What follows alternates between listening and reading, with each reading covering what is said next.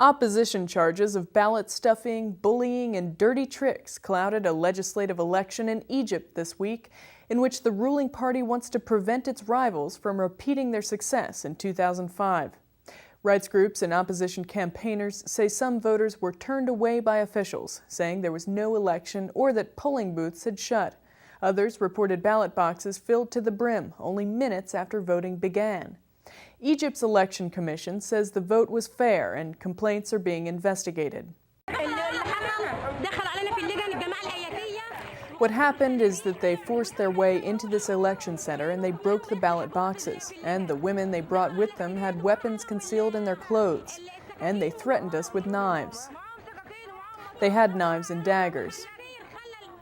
The banned Muslim Brotherhood, whose candidates are tacitly allowed to run as independents, contested 30% of lower house seats after winning an unprecedented 20% in 2005.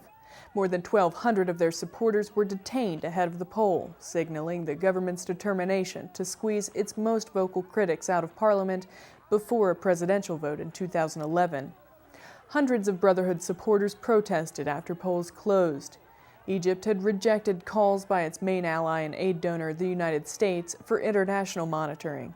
Prominent dissidents, such as former UN Nuclear Inspectorate Chief Mohammed al-Baradei, called for a boycott of the vote.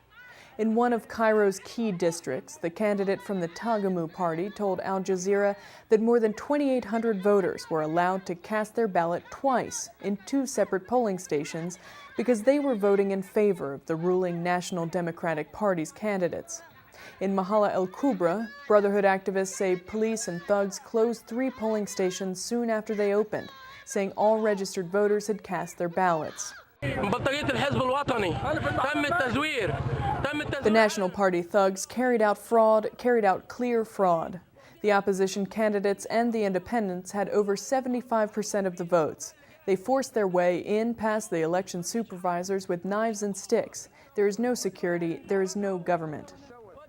Over the last 30 years, Egypt has received the second largest amount of U.S. foreign aid after Israel, receiving $2 billion per year on average, despite Egypt's horrendous human rights record.